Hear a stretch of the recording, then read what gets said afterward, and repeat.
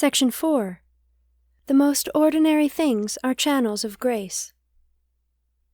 In the state of abandonment, God guides the soul more safely and more completely, he seems to blind it.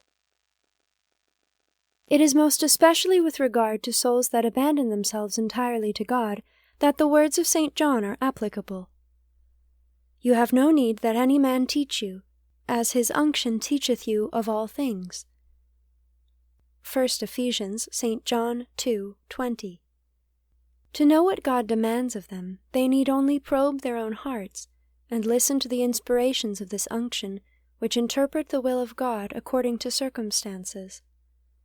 The divine action, concealed though it is, reveals its designs not through ideas but intuitively. It shows them to the soul either necessarily, by not permitting any other thing to be chosen but what is actually present, or else by a sudden impulse, a sort of supernatural feeling that impels the soul to act without premeditation, or in fine, by some kind of inclination or aversion which, while leaving it complete liberty, yet none the less leads it to take or refuse what is presented to it. If one were to judge by appearances, it seems as if it would be a great want of virtue to be swayed and influenced in this manner, and if one were to judge by ordinary rules, there appears a want of regulation and method in such conduct. But in reality it is the highest degree of virtue, and only after having practiced it for a long time does one succeed. The virtue in this state is pure virtue. It is, in fact, perfection itself. One is like a musician who combines a perfect knowledge of music with technical skill. He would be so full of his art that, without thinking, all that he performed within its compass would be perfect, and if his compositions were examined afterwards, they would be found in perfect conformity with prescribed rules. One would then become convinced that he would never succeed better than when, free from the rules that keep genius in fetters when too scrupulously followed, he acted without constraint, and that his impromptus would be admired as chefs-d'œuvre by all connoisseurs.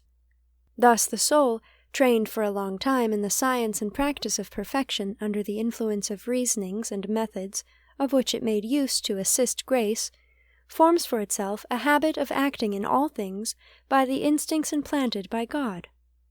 It then knows that it can do nothing better than what first presents itself, without all those arguments of which it had need formerly. The only thing to be done is to act at random when unable to trust in anything but the workings of grace which cannot mislead it. The effects of grace, visible to watchful eyes and intelligent minds, are nothing short of marvelous. Without method, yet most exact; without rule, yet most orderly; without reflection, yet most profound; without skill, yet thoroughly well constructed; without effort, yet everything accomplished; and without foresight, yet nothing better suited to unexpected events. Spiritual reading with the divine action often contains a meaning that the author never thought of. God makes use of the words and actions of others to infuse truths which might otherwise have remained hidden. If he wishes to impart light in this way, it is for the submissive soul to avail itself of this light. Every expedient of the divine action has an efficacy which always surpasses its apparent and natural virtue.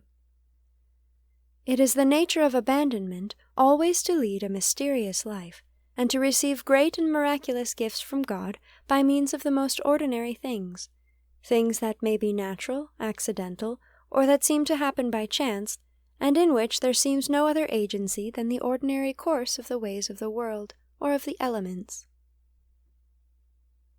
In this way, the simplest sermons, the most commonplace conversations, and the least high-toned books become to these souls, by the virtue of God's will, sources of knowledge and wisdom. This is why they carefully gather up the crumbs that skeptics trample underfoot. Everything is precious in their eyes, everything enriches them. They are inexpressibly indifferent towards all things, and yet neglect nothing, having a respect for and making use of all things.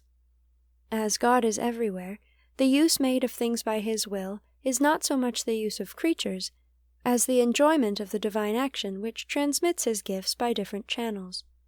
They cannot sanctify of themselves, but only as instruments of the divine action, which has power to communicate his grace, and often does communicate it to simple souls in ways and by means which seem opposed to the end intended. It enlightens through mud as well as through glass, and the instrument of which it makes use is always singular. To it everything is alike. Faith always believes that nothing is wanting to it, and never complains of the privation of means which might prove useful for its increase, because the workman, who employs them efficaciously, supplies what is wanting by his action. The divine action is the whole virtue of the creature.